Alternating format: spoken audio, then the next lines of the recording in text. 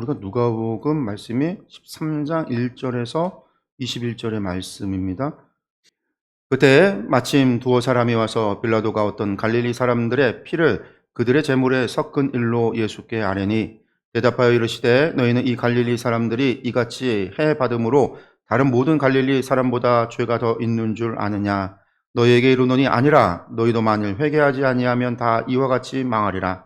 또 실로암에서 망대가 무너져 치어 죽은 18사람이 예루살렘에 거한 다른 모든 사람보다 죄가 더 있는 줄 아느냐.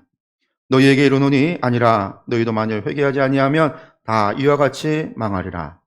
이에 비유로 말씀하시는데 한 사람이 포도원에 무화과나무를 심은 것이 있더니 와서 그 열매를 구하였으나 얻지 못한지라. 포도원 지기에게 이르되 내가 3년을 와서 이 무화과나무에서 열매를 구하되 얻지 못하니 찍어버리라. 어찌 땅만 버리게 하겠느냐. 대답하여 이르되 주인이여 금년에도 그대로 두소서. 내가 두루 파고 거름을 줄이니 이후에 만일 열매가 열면 조거니와 그렇지 않으면 찍어버리소서 하였다 하시니라. 예수께서 안식일에 한 회당에서 가르치실 때에 18해 동안이나 귀신 들려 앓으며 꼬부라져 조금도 펴지 못하는 한 여자가 있더라. 예수께서 보시고 불러 이르시되 여자여 내가 내 병에서 놓였다 하시고 안수하시니 여자가 곧 펴고 하나님께 영광을 돌리는지라. 회당장이 예수께서 안식일에 병 고치시는 것을 분내어 무리에게 이르되 일할 날이 엿새가 있으니 그 동안에 와서 고침을 받을 것이요 안식일에는 하지 말 것이니라 하거늘 주께서 대답하여 이르시되 외식하는 자들아 너희가 각각 안식일에 자기의 소나 나귀를 외양간에서 풀어내어 이끌고 가서 물을 먹이지 아니하느냐. 그러면 18해 동안 사탄에게 매임받은 이 아브라함의 딸을 안식일에 이 매임에서 푸는 것이 합당하지 아니하냐. 예수께서 이 말씀을 하심에 모든 반대하는 자들은 부끄러워하고 온 무리는 그가 하시는 모든 영광스러운 일을 기뻐하니라. 그러므로 예수께서 이르시되 하나님의 나라가 무엇과 같을까? 내가 무엇으로 비교할까? 마치 사람이 자기 채소밭에 갖다 심은 겨자씨 하나 같으니 자라 나무가 되어 공중의 새들이 그 가지에 깃들였느니라. 또 이르시되 내가 하나님의 나라를 무엇으로 비교할까? 마치 여자가 가루 서말 속에 갖다 넣어 전부 부풀게 한 누룩과 같으니라 하셨더라. 아멘. 오늘 누가복음 13장의 말씀도 사건이 여러 가지 사건들이 나오는 이야기가 있습니다. 하나는 예수님 앞에 질문, 논쟁하는 이야기가 나오고 그 다음에는 이제 예수님께서 안식일에 병 고친 이야기, 마지막에 천국에 관한 비유. 그것이 이제 누가복음 13장 1절에서 21절의 말씀인데 이 말씀의 제목이 회개의 변화의 시작입니다. 오전에도 저희가 이제 회개에 관한 이야기를 말씀을 드렸는데 사순절이라서 또 말씀들이 이렇게 진행이 되는 것 같아요. 다만 내용을 보면은요, 예수님은 어찌하여 형제의 눈 속에 있는 티는 보고 내 눈 속에 있는 들보는 깨닫지 못하느냐 이렇게 질타하셨습니다. 다른 사람에게 훈수두기는 쉬워도 자신의 흠을 찾기란 여간 어려운 일이 아닙니다. 스스로 하나님을 잘 안다고 생각할수록 이러한 함정에 빠지기 쉽습니다. 그런 사람을 향하여 예수님은 새로운 열매 맺는 삶, 즉 회개를 촉구하십니다. 라고 했어요. 먼저 1절에서 9절까지의 말씀을 가지고 질문을 보시면은요, 예수님이 목숨 잃은 이들을 흉보는 사람들을 책망하시는데요. 이 예수님께서 흉보는 사람들을 나무라시면서 반복하여 강조하신 말씀이 무엇이냐면 3절과 5절에 회개하지 않으면 다 이와 같이 망한다라는 거죠. 사실 여기 나오는 이 두 이야기죠. 갈릴리에서 죽은 사람들의 피, 죽은 사람들과 실로암은 예루살렘이에요. 예루살렘 실로암에서 망대가 무너져 죽은 사람들, 이 두 부류의 사람들에 관한 이야기를 하면서 갈릴리 사람들의 피를 제물에다가 섞었다. 하나님 앞에 드리는 제물에 사람의 피를 섞어서는 안 돼요. 근데 이게 빌라도가 그랬다라는 거예요. 그러니까 이거는 그 사람들의 죽음이 그 사람들이 죄가 더 많아서 그런 잘못된 일을 당한다. 죽어서도 그런 일을 당한다. 실로암의 망대가 무너져서 죽은 사람들이 죄가 있어서 그런다. 사람들이 그렇게 얘기할 수 있다라는 거죠. 우리나라가 그런 게 있잖아요. 예전에 인도네시아에서 쓰나미가 일어나서 엄청나게 많은 사람들이 죽었을 때 한국교회 목사님이 대형교회 목사님들 가운데 그런 설교를 했어요. 거기가 우상 숭배하니까 하나님께서 버려서 다 그들을 갖다가 쓸어버렸다. 쓰나미 그런 이야기를 하신 목사님들이 계셨어요. 예수님 말씀은요, 그런 설교를 하신 목사님에게 하시는 설교예요. 오늘 말씀은요. 너희의 죄가 그들보다 적어서 그들의 죄가 니들보다 많아서 그들이 그렇게 죽은 거냐? 그게 아니라는 거죠. 오늘 말씀을 들어서 얘기한다면 그 말씀은요, 다 죄인인 거예요. 우리 모두가 그들이나 우리나 그들을 손가락질하고 비방하는 그들이나 우리나 모두가 죄인이죠. 하나님 앞에 죄인이라는 거예요.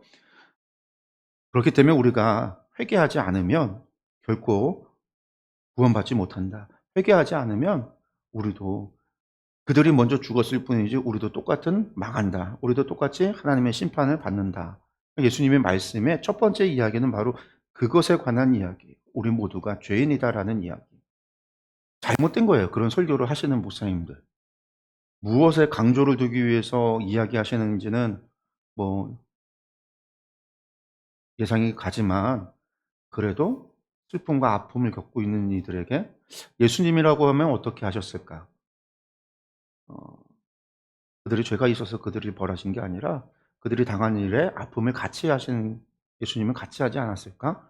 세월호 사건도 마찬가지죠. 교회가 아픔을 갖고 있는 그들, 지금까지도 아직도 끝나지 않았어요. 그 아픔이요.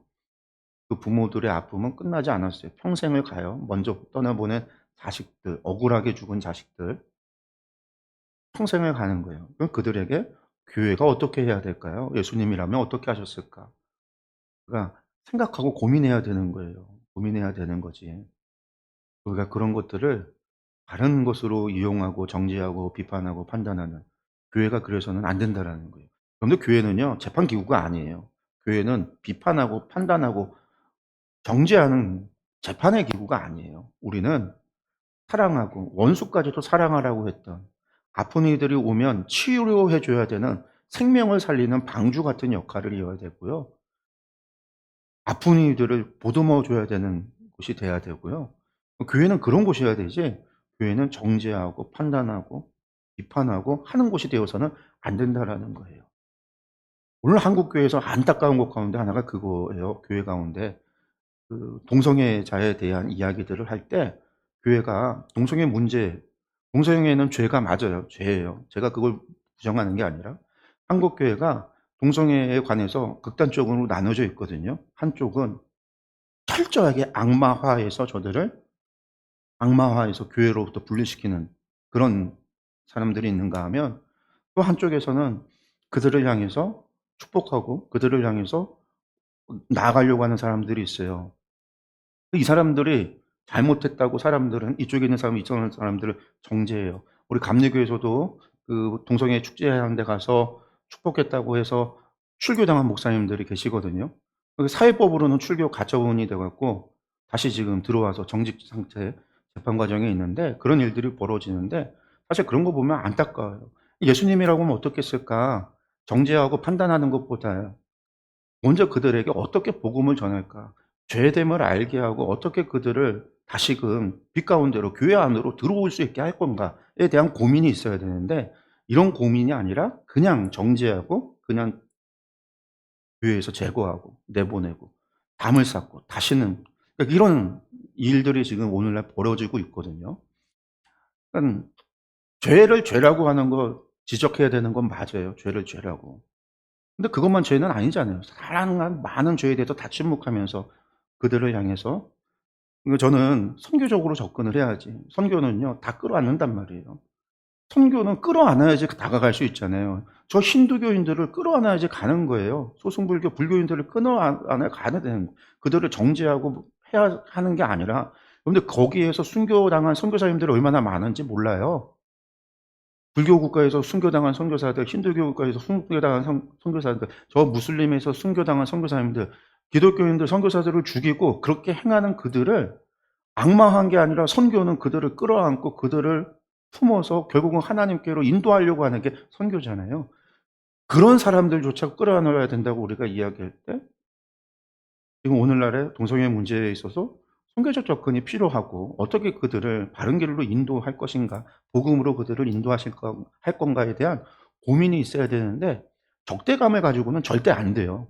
판단하고 비평하고 이런 자세로는 안 돼요. 교회가 그런 위치에서는 안 된다라는 거예요. 예수님이 재판관의 입장에서 우리를 구원하신 게 아니에요. 하늘 보좌를 버리고 이 땅 가운데 오셨기 때문에 십자가를 지실 수 있었던 거지. 예수님의 입장에는 우리는 얼마나 죄악이고 얼마나 더럽고 얼마나 무가치한 존재들이, 그럼에도 불구하고 하늘 보좌 버리고 이 땅 가운데 내려오신 거거든요. 그게 교회가 가야 될 길이에요. 세상이 할 일이 있고 세상이 싸우고 다투고 할 일이 있는 거고, 교회는 교회가 해야 되는 일이 있는 거죠. 우리가 감당해야 될 몫이 있다라는 거예요. 그런 면에 있어서 오늘 말씀이 바로 그거예요. 그런, 우리 모두가 죄인이다라는 거. 거기에서 우리가 판단하고 우리가 사람을 가르고 등급을 매기고 옳고 그름과 정죄를 하고, 이거는 교회의 역할이 아니라는 거. 우리도 죄인이고 저들도 죄인이고 우리 모두가 죄인. 우리 모두가 회개해야 되는 거고 우리가 복음으로 믿음의 삶을 살아야 되는 거고. 그러지 아니하면 망하리라. 예수님의 말씀을 우리가 오늘날에 우리가 그것을 생각을 해야 되는 거죠. 그래서 오늘 시작하는 말씀이 본문 말씀은 아니었지만 형제의 눈 속에 있는 티는 보면서 내 눈 속에 있는 들보는 깨닫지 못한 하신 말씀. 우리를 돌아봐야 된다라는 거죠. 그래야지 회개의 삶을 살아갈 수 있는 거죠. 무화과 나무 비유에서 주인이 열매 맺지 못하는 나무를 찍어버리려 할 때 포도원 지기가 한 말은 무엇이냐? 이 비유의 말씀에서요, 포도원의 주인은 하나님이시고 포도원 지기는 예수님이세요. 그 포도원 지기가 뭐죠? 시간을 더 달라는 거잖아요. 내가 더 갖고 보고 열매 맺지 못하는 나무 지금 찍어버리지 말고 한번 또 올해 내가 열심히 해서 열매 맺는지 안 맺는지 지켜보겠다. 시간을 달라라고 포도원 지기가 얘기를 해요. 그랬더니 시간을 준다라는 거죠. 그래서 시간을 줬는데 또 열매 맺지 않으면 그때는 찍어버려라. 이게 비유로서 하나님과 예수님 그리고 열매 맺지 못하는 우리를 비교한 거예요. 거기에서 나오는 건 뭐죠? 예수님은 우리의 중보자가 되신다라는 거죠. 하나님께 대한 우리의 중보자고, 우리에게 지금 찢겨지지 않는 시간이 우리에게 주어진 것이 뭐예요? 회개할 기회가 주어졌다라는 거예요. 회개의 시간을 우리에게 주어졌다라는 거죠. 우리에게 회개. 지금 우리가 살아가고 있는 이 시간은 회개의 시간이 주어진 거예요. 여러분들, 우리가 지금 죽어서 하늘나라 가는 것과 지금 살아가는 거 뭐가 더 좋으세요? 뭐가 더 좋으세요? 천국 가는 게 다 좋죠. 물론 천국 가는 게 좋은데 물어보면 천국은 좀 늦게 가고 여기서 조금 더 오래 산, 다들 그러죠. 아니 근데 천국이 더 좋은 건 다 알잖아요. 천국이 좋은 건 다 알아요. 하나님이 우리와 함께하고 싶어 하시고 영원히 함께하고 싶은, 그 천국에서 영원히 함께하는 거 하나님이 원하시고 바라시는 거예요. 그 천국에서 여기처럼 아픔도 없고 고통도 없고 슬픔도 없고 어려움도 없고 아무것도 없어요. 천국은 얼마나 천국이 더 좋아요. 지금 현 세계랑 천국이랑 비교하면요, 1000배, 10,000배 더 좋은 게 천국이에요. 그러면 우리 지금 당장 천국 가야 돼요. 천국 가는 게 좋은 거니까. 지금 당장 천국 가기를 소원해야죠. 하나님 앞에 기도할 때 정말 기도한다면, 하나님 저 지금 천국으로 좀 불러주세요. 하나님 저 지금 이 세상에서 말고요, 정말 천국에서 살아가고 싶어요. 지금 저 천국으로 보내주세요. 이렇게 기도하는 분이 아무도 없어요. 맨날 우리나라 말에 곧 죽어도 저승보다 이상이 낫다고, 이승이 낫다고. 다들 그런 생각 가지고 살아가는 거지. 정말 우리가 천국을 믿고 그런다면 그래야 돼요. 근데 하나님이 우리를 안 불러가세요. 원래 정말 사랑하시면 당장 불러가셔야 돼요. 안 불러가세요. 왜 안 불러가시냐면요, 우리가 회개가 안 해서. 우리를 미워하셔서 니들 고생 좀 더 받아라, 그런 생각이 아니라, 부모들이 아들들 좀 말 안 듣는 아들 보면 군대 가서 좀 사람 좀 되고 오라고, 군대 가면 사람 되고 온다고, 군대 가서 사람 되고 오라고 옛날에 그런 말들 했거든요. 물론 군대 갔다고 다 사람 돼서 오는 건 아니지만, 그런 얘기했던 것처럼 하나님이 우리에게 지금 이 세상에 니들 좀 인간 좀 돼 보라고, 니들 좀 고생 좀 하고, 니들 좀 사람 철 좀 들으라고 하는, 우리를 여기다 지금 방치하고 내버려 두신 게 아니라, 지금 우리가 살아가는 거는요, 사실상 회개의 시간을 하나님이 주신 거예요. 우리가 천국에서 살아갈 자격이 안 돼서, 지금 하나님 우리를 부르시면 우리가 천국 시민으로 들어갈 자격이 안 돼서. 왜? 안 믿으니까. 천국도 그렇게 안 믿는데. 그러니까 기도를 안 하잖아요. 천국 보내달라는 기도를. 천국 가게 해달라고 해야죠. 지금 당장. 여기서 부귀영화 누리다가 한 90세까지 살고 천국 보내주세요. 이런 기도가 아니라, 여러분들. 그래야 되잖아요. 그래서 지금 살아가고 있는 건 사실상 우리에게 회개의 기회를 주시는 거예요. 그 시간이. 열매의 시간, 열매 맺어야 된다는 것. 우리에게 그 열매 맺을 시간을 주시는 거예요. 그래서 하나님 앞에 섰을 때 우리는 우리의 열매로서 우리의 믿음을 증거하게 되죠. 두 번째 나눔을 볼까요? 예수님이 열매 없는 무화과 나무 같은 우리에게 기회를 더 줘야 한다고 하나님께 호소하시는 중보자입니다. 은혜로 주어진 이 시간에 우리가 회개해야 할 것은 무엇이고 맺어야 할 열매는 무엇인지 나눠봅시다. 은혜로 주어진 이 시간, 사실상 회개의 삶을 살아가라고 우리에게 주어진 이 시간이죠. 우리에게 회개의 열매를 맺을 시간을 줬어요. 여기에서 우리가 회개할 것이 있다면 뭐가 있을까? 여러분들에게 뭐가 있으세요? 네. 저에게 있어서 돌아본다면 어떤 게 있을까라고 보면 게으름 같은 게 있었던 것 같아요. 옛날에 비해서 확실히 많이. 제가 한번 예전에 얘기한 적이 있잖아요. 교회에서 사역을 할 때 얼마나 치열하게 얼마나 시간을 통해서 열심히 그 교회에서 뭐 월급을 많이 줘서 그런 것도 아니고 거의 뭐 월급 같은 거 받아보지도 못하고 이게 하나님의 일이라고 생각을 해서 하루에 몇 시간을 못 자면서도 열심히 그렇게 오직 주의 일이라는 생각에 사명감으로 열심히 했었던 때가 있었고 선교사로 있을 때도 건강 망가져 가면서도 그렇게 열심히 했었는데 지금 저의 돌아보면 그때의 그런 열심이 많이 줄어든 것 같아요. 많이 잃어버린 것 같아요. 그러니까 이런 부분이 저에게 있어서는 '아 내가 돌이켜야 되겠구나.' 이 말씀을 묵상을 하면서 그런 생각이 들었어요. 그런 생각이. 기도도 마찬가지예요, 기도도. '제가 목회자가 되면 더 많이 해야 되는데.'라는 생각이 드는데 그렇지 않아요. 제가 중고등학교 때 기도 제일 많이 했던 것 같아요, 중고등학교 때. 하루에 2 시간에서 무조건 1 시간, 2 시간 보통 그렇게 매일같이 기도를 했어요.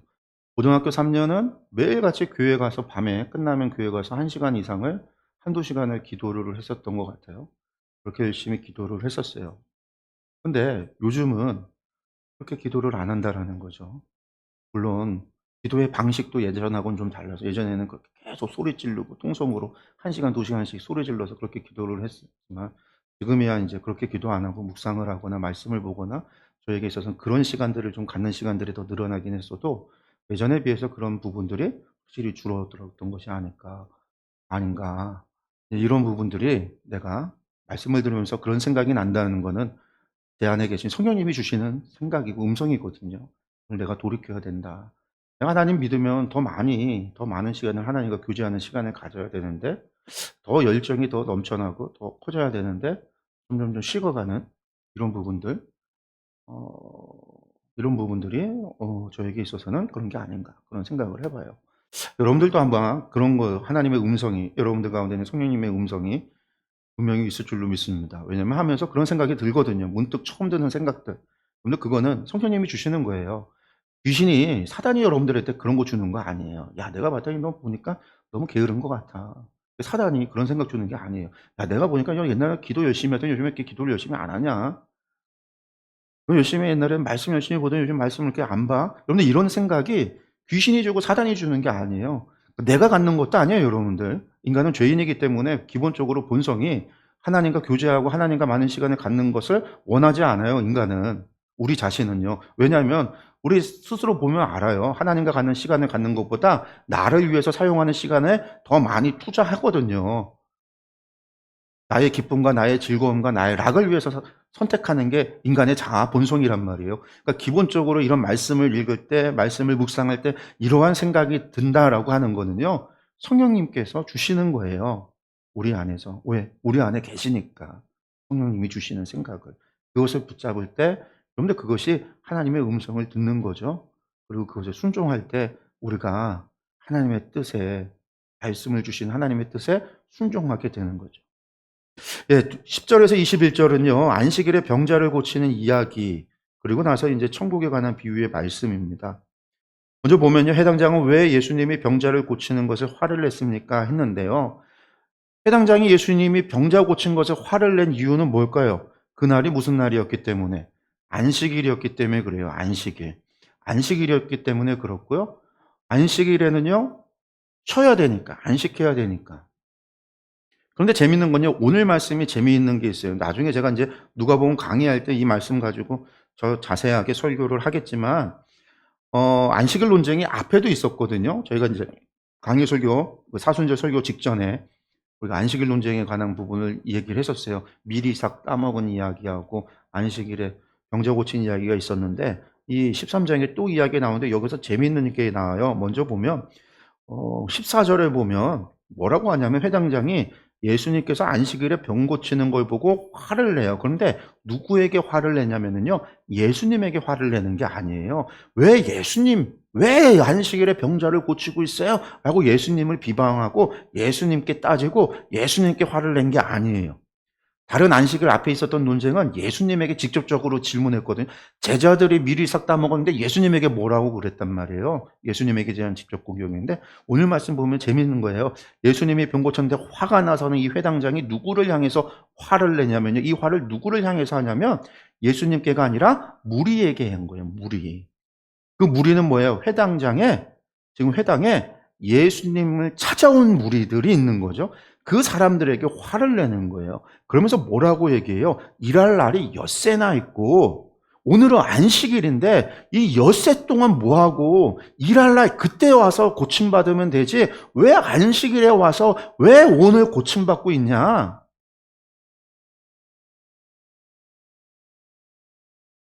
지금 그렇게 화를 내는 거예요. 말 바꿔서 야 지금 오늘 쉬고 내일 병 고침 받지. 회당장이 지금 그러고 있는 거예요.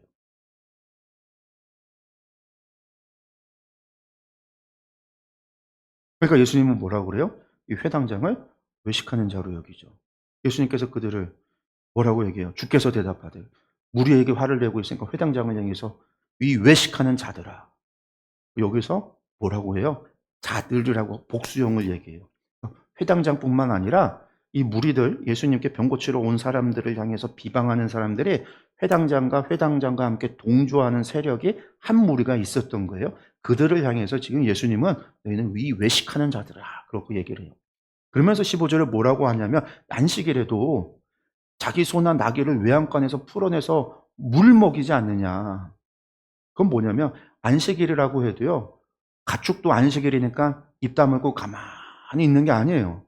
배가 고프면 울어요. 목마르면 울어요. 그러니까 안식일에 어떻게 해야 돼요? 가축을 데리고 나가서 풀 먹이고 물 먹이고 해야 돼요. 그러지 않으면 시끄러워서 못 살아요. 이스라엘의 집의 가옥 구조가 어떻게 되어 있냐면 2층이 집이고 1층이 가축, 울이란 말이에요. 안 돼요. 그리고 대부분 이걸 데리고 나가는 사람들은요. 가난한 사람들이야 소 한 마리 혹은 양 한 마리 데리고 나가서 집에서 그렇게 뭐 키울 수 있을지 모르지만 갈릴리 지역의 대부분의 사람들은요. 죄송한 얘기지만 예수님 당시에 갈릴리에 살던 대부분의 사람들은요. 종이었어요. 소작인, 소농. 대부분의 사람들이 자기 소유 재산을 가지고 있는 사람이 없었어요. 그럼 거기에 있는 재산은 다 누가 였냐면 예루살렘과 유대 지역에 있었던 사도계인과 제사장, 어떤 그 헬라 당, 이 부유한 사람들 대부분의 사람들이 부를 독점하고 있고 그 사람들의 농장이, 그 사람들의 밭이, 그 사람들의 재산이 갈릴리 지역에 두고 거기에 사람을 보내서 사람들로 하여금 농사 짓기도 하고 가축도 치게 하고 막 그랬단 말이에요. 그러니까 그 지역의 대부분의 사람들이, 많은 사람들이 그런 삶을 살았어요. 자기 재산이 아니고 주인의 재산. 그러니까 주인들은요, 안식일에 자기는 쉬어도 돼. 울어제끼면 시끄럽잖아요. 야, 소 물 먹여. 말로 명령하면 다 돼요. 밑에 있는 사람들이 소치고 양치고 물 길러 오고 밥하고 다 하는 거예요. 그 얘기가 뭐냐면 부유한 사람들은 자신들의 안식을 하기 위해서 뭘 하냐면 자기 집안의 노예들, 종들 혹은 자기 재산을 관리하는 이들의 안식을 빼앗았다라는 거예요. 빼앗은 거예요. 그래서 이제 제가 그랬잖아요. 안식일법이라는 게 당시에 할례는 이방인과 유대인을 구분했다면 안식일법은 유대인들 안에서 거룩함과 부정함을 나누는 기준이 됐다고. 안식일을 지키는 사람들은 거룩하고 안식일 못 지키는 사람은 부정한 자들. 그래서 양치는 자들이 부정한 사람들이에요. 종들이 부정한 거예요. 그들은요, 부정한 사람들이에요. 안식일도 지키지 못하는 부정한 사람들이에요. 죄인들이에요. 근데 그 안식일을요, 누가 뺏은 거예요? 주인들이 뺏은 거예요. 원래 안식일 규례, 신명기에서 안식일 규례는 어떻게 되어 있어요? 너희 집안에 있는 종들, 백들, 가난한 사람들 다 안식시켜라. 그렇게 되어 있어요. 그들에게 안식을 주라라는 거예요. 너희가 애굽에서 종되었던 때를 생각해서 너희 집안에 있는 모든 사람들에게 안식을 줘라. 근데 당시 예수님 당시의 시대의 사람들이요. 그러니까 바리새인들, 돈 있는 사람들, 부자들은요. 안식일을 지키며 자신들은 스스로 거룩하다라고 얘기하면서 다른 사람들의 약자들, 사회적 약자들, 그런 사람들의 안식을요. 강제로 빼앗아 버린 거예요. 그러면서 어떻게 해요? 정죄하는. 오늘도 안식일에 왜 고침받으러 왔냐라는 거죠. 그러면 예수님을 비판하지 못하고 사람들을 향해서 거기 온 사람들이 오죽하면 아픈 이들이 예수님한테 병 고침 받겠다고 찾아온 그들을 향해서 비방하고 소리치는. 그러니까 예수님께서 그들을 향해서 이 외식하는 자들이라는 거죠. 스스로는 거룩한 척하지만 다른 사람의 안식을 빼앗는. 이웃을 사랑하라고 하는 하나님의 더 큰 계명에 대해서는요, 무시하고 자신들의 안식을 지킨다고 해서 자신들의 안식을 방해한다고 해서 그들을 갖다 부정하다 정죄하는 것들, 그들을 향해서 외식하는 자들이라고 이야기를 하는 거예요. 그러면서 예수님께서 하나님 나라는요, 겨자씨 하나를 갖고 누룩 같다라고 하는 하나님 나라에 대한 비유의 말씀을 줘요. 이 말씀은 뭘까요? 왜 이 말씀을 이 뒤에 얘기했는가? 하나님 나라의 주인이 거룩하다라고 이야기하는 부자들, 그 사람들이 지금의 삶을 보면요, 좋은 집에 살고요, 좋은 옷을 걸치고요, 좋은 삐까뻔쩍하게 아주 멋있어 보이는 그런 모습에 제사장들과 사두개인들과 헬라당과 막 바리새인들과 이런 사람들에 비해서 일반 사람들은요, 가난한 사람들은 옷부터가 달라요. 지금으로 치면 거지 같은 옷을 입고 살아가요. 깨지지하게 살아가요. 부정하게 살아가요. 그런 모습에 있는 그런 노예들, 종들, 소작인들, 이런 사람들, 예수님은요, 그것을 얘기하는 거예요. 지금 볼 때 겨자씨가 아무 보잘것 없지. 근데 하나님 나라는 이 보잘것 없는 여기로부터 시작해서 큰 나무를 이루어서 모든 동식물들이 오는 것처럼 지금 저들이 니들의 눈에는 아무것도 아닌 것처럼 보이고 보잘것 없어 보이지만 하나님 나라는 저들로부터 시작이 된다라는 거예요. 눈에 보이는 너희처럼 삐까뻔쩍한 저 너희로부터 하나님 나라가 시작되는 게 아니라 저 작은 누룩이 빵을 갖다가 크게 이루듯이 저 보잘것없어 보이는 저들로부터 하나님 나라가 시작이 된다라는 거예요. 지금은 보잘것없어 보이죠. 하나님 나라에서. 저들이 하나님의 백성인 거예요. 예수님은 그걸 이야기하고 있는 거예요. 오늘 말씀에서. 두 번째 나눔 보면요. 회당장조차 안식일 규정에 담긴 사람을 향한 하나님의 사랑을 생각하지 못했습니다. 안식일에 대해서 예수님 계속해서 말씀하신 게 그래요. 안식일의 주인은 사람이다. 인자가 하나 안식일의 주인이다. 사람의 쉼을 위해서 하나님이 주신 거지 안식일을 지키려고 안식일 법이 사람들을 얽매고 판단하고 괴롭히고 정죄하는 데 사용돼서는 안 된다라는 거잖아요. 율법은 사람을 올가매는 줄이 아니라 위험한 곳을 안전하게 지나도록 돕는 줄입니다. 회개가 잘못된 것을 뉘우치고 고치는 것이라면 말씀에 대한 오해를 바로잡는 것도 회개의 일부입니다. 말씀을 오해하다가 바르게 이해한 경험이 있습니까? 저희 매일 성경 이번에 보면서 나눔 두 번째는 조금 이게 왜 이렇게 비약이 심할까? 왜 앞에서 이런 이야기를 하다가 갑자기 왜 이런 얘기를 할까? 그런 비약의 질문이 좀 그래요. 그렇잖아요. 갑자기 점프가 확 갔어요. 율법은 사람을 옥매는 곳이 아니라 돕는 줄입니다. 그랬으면 됐는데. 그러니까 이렇게 율법에 대해서 혹시 오해한 게 있느냐? 그래서 남을 정죄하는 데 사용한 것이 있느냐? 뭐 그런 말씀인 것 같죠. 뭐 그런 것들이 뭐가 있을까요? 제가 이제 이 말씀 보다가 오해한 것들이 너무 많아요. 너무 많아. 저희가 하마할 때 잘못 이해하고 있는 것들 바르게 잡아주는 되게 많잖아요. 제가 설교 때도 그렇고 너무 많아서 어떤 걸 콕 집어서 얘기해야 될까 막 생각이 안 나더라고요. 예전에 그런 거는 있었어요. 뭐 제일 제 인생에 있어서 가장 큰 오해가 있었다면 사실은 저는 계시록이거든요. 제가 초등학교 6학년 때 성경학교 때 교회에서 잠을 자는데 선생님이 밤에 우리가 이제 잠을 안 자니까 와 갖고서는 잠 재우려고 막 자라고 하고 안 자니까 앉혀 놓고서는 얘기를 하면서 무서운 얘기를 한 거죠. 계시록의 이야기를 막 한 거예요. 막 붉은 용이 나오고 짐승이 나오고 막 심판과 막 그런 이야기를 우리에게 막 해 줬어요. 제가 어린 마음에 그 이야기를 듣는데요. 너무 무서워서 '아 계시록의 이야기 되게 무섭구나.' 그래서 '계시록은 보지 말자.'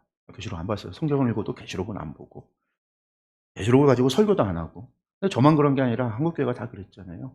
근데 제가 나중에 인제 성경을 공부하고 성경을 연구하고 그러면서 말씀을 보면서 '아 계시록이 무서운 책이 아니라 계시록은 우리에게 주는 소망의 책이구나.'라는 걸 깨닫게 돼요. 그래서 초대교회는 모든 예배 시간에 계시록을 낭독을 했거든요. 늘 읽는 책. 항상 가까이 두고 보는 책. 우리의 미래고 우리의 소망이잖아요. 우리는 결국 승리하고 하나님 나라에서 영원히 하나님 살아간다는 그런 의미니까. 근데 계시록을 갖다가 아주 무서운 책으로만 인식을 하다가 바뀐 거죠. 오해했던 걸 바꾸는. 이 오해하게 되기 때문에 또 뭐래요? 계시록에 대해서 잘 이해를 못하니까 많은 이단들이 생겨나고 이단의 문제 때문에 계시록을 설교하거나 말하면 이상한 사람처럼 여기고 우리나라가 지금 전체적으로 지금 그런 분위기가 있어요. 계시록에 대해서. 이제 좀 바로잡아야 되지 않을까 그런 생각이 좀 듭니다. 뭐 그런 것들이 좀 생각이 났고요. 그런 거 외에 남을 정죄하는 데 사용한 말씀이 있는가?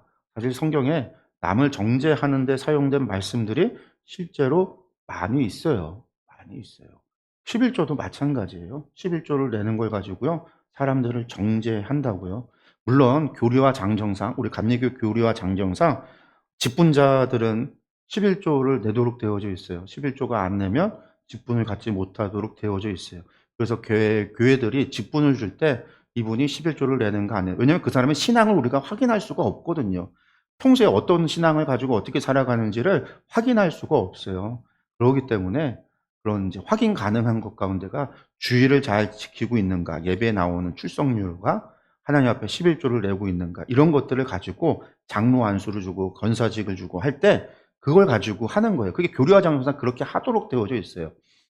근데 그것을 그렇지만 그 문제 때문에 삶이 정말로 어렵고 힘든 사람들이 있는데 그런 사람들이 11조를 하지 못하는 거에 대해서 일괄해서 정죄한다. 그런 것들은 잘못됐다라는 거예요. 음, 그런 어려움과 힘듦과 그런 아픔 속에 있는 분들에게 그런 것이 정죄가 되어져서는 안 된다라는 거죠. 왜? 그냥 하나님의 것을 하나님 앞에 드린 거고 하나님께서 그것을 갖다가 뭐 하시겠다라고 하는 건데 그분이 그 어려움 속에서 하나님의 것을 인정 안 하는 게 아니라 인정함에도 불구하고 삶의 어려움 속에서 하지 못하는 거에 대해서 정죄할 게 아니라는 거예요. 힘을 북돋아 주고 이겨낼 수 있고 나아갈 수 있으면 그러면 언젠가 삶이 나아지면 할 수 있거든요. 삶이 나아지고 여유가 있는데도 안 하는 게 문제인 거지. 그러니까 이런 부분들이 정죄의 대상이 되지 않는다라는 거예요. 정죄의 대상이 돼서는 안 된다라는 거죠. 담배 피우고 술 먹는 문제 구원하고 상관이 없어요. 이것도 교리적인 거예요. 직분을 줄 때 해서는 안 된다. 감리교 교리와 장정 안에 있어요. 우리 감리교 교회에는 법이 있다라는 거예요. 우리가 이 교단의 법이 교회의 법이 있어서 그것을 지키는 거죠. 근데 그것을 가지고 정죄의 대상으로 여길 것은 아닌 거예요. 정죄의 대상. 저는 이제 그렇게 생각을 합니다. 그러니까 이런 부분들에 있어서 우리가 말씀을 하게 어 오늘날 동성애 문제도 마찬가지예요. 그 사람들에 대해서 정죄의 대상으로 바라봐서는 안 돼요. 선교의 대상으로 봐야 돼요. 교회와 성도는요, 선교의 대상으로 봐야 됩니다. 그게 옳은 거예요. 그게 옳은 거예요. 하나님이 원하신다라고 한다면 선교의 대상으로 봐야 되는 거예요. 선교의 대상.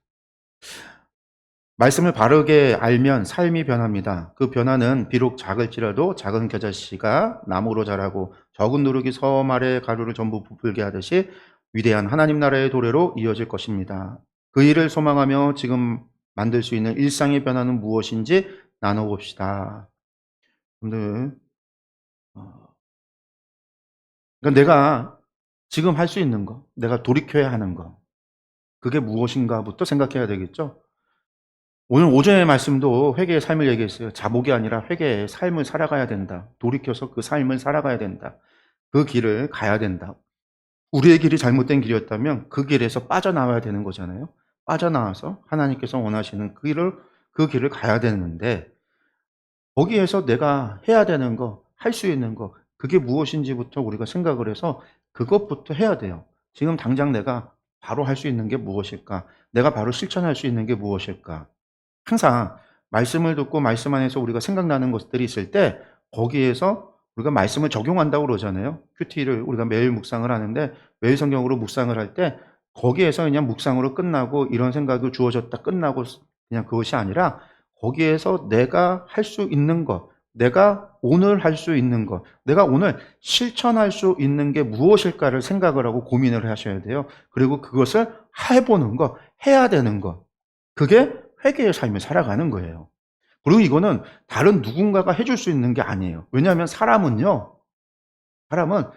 자기가 결정한 것을 자기가 책임을 지지 남이 결정한 것에 대해서는 책임지지 않아요. 그 얘기는 뭐냐면 목회자인 제가, 목사인 제가 여기 앞에서 성도님들에게 이거 합시다라는 얘기를 하잖아요. 그거는 나의 결정이지 여러분들의 결정이 아니라는 거예요. 여러분들이 말씀을 듣고 여러분들의 생각 앞에서 여러분들이 스스로 결정을 해야 그 일에 대해서 여러분들이 책임을 져요. 못한 거에 대해서 죄책감을 갖기도 하고 한 것에 대해서 내가 이렇게 했다라고 하는 성취감을 얻는 거예요. 근데 목사님이 했던 거는 들으면서 목사님이 결정한 거고 자신이 아무런 책임을 못 느껴요. 결정한 것을 자기가 결정하지 않은 것에 책임지지 않기 때문에 사람은 한마디로 말해서 내가 오늘부터 성경을 한 장씩 보고 봐야지. 이제 고등학교 때 일인데 공부하기 전에 항상 자율학습 시간에 공부하기 전에 구약을 한 장, 신약을 한 장을 읽었거든요. 성경을 읽어야지라고 결정을 내리고 보고 공부를 했어요. 그럼 제가 결정을 한 거니까 제가 지켜나가는 거예요. 그러다가 어느 날 성경을 못 읽었다 그러면 오늘 성경을 못 읽었다고 하나님 앞에 회개 기도를 했어요. 제가 죄책감을 가지는 거니까. 내가 결정한 일인. 근데 목사님이 만약에 앞에서 우리 학생들한테 여러분들 오늘부터 구약 한 장, 신약 한 장씩 읽고 공부하세요라고 하잖아요. 그럼 애들 가운데는요 안 지켜요. 하기도 하고 안 하기도 하고 며칠 지나면 안 해요. 그러면서 무슨 생각이 드냐면요. 죄책감 같은 것도 안 느껴요. 왜? 그건 내가 결정한 게 아니니까. 그것에 대해서 아무 책임감도 못 느끼는 거예요. 목회자의 설교, 제가 그래서 어떤 설교를 해도요. 성도님들이 그것에 대해서 반응하고 내가 결정하지 않으면 책임지지 않아요. 이루어지지 않는다라는 거예요. 무엇인가가. 책임감이 있을 때 시도하고 실패를 하든 성공을 하든 시도하게 되는데 스스로 결정하지 않으면 시도조차 안 한다라는 거. 이것을 갖다가 좀 기억을 해야 돼요. 여러분들 오늘 말씀 속에서 여러분들이 스스로 오늘 내가 할 수 있는 것이 무엇일까? 아까 성령님께서 저에게 주신 말씀들이 있다라고 한다면 생각이 있으면 그걸 붙잡는 거죠. 그걸 가지고 뭘 할 수 있을까? 저에게 있어서 게으름, 옛날보다 더 부지런해야 되겠다. 그 게으름 넘어서야 되겠다. 그러면 내가 오늘 뭘 할 수 있을까? 생각을 해야 되는 거예요. 내가 오늘 당장 무엇을 해야 되겠다. 밤에 더 이것을 해야 되겠다. 내일 아침부터 뭘 해야 되겠다. 뭐 이런 것들을 결정을 하는 거예요. 그런 것들이.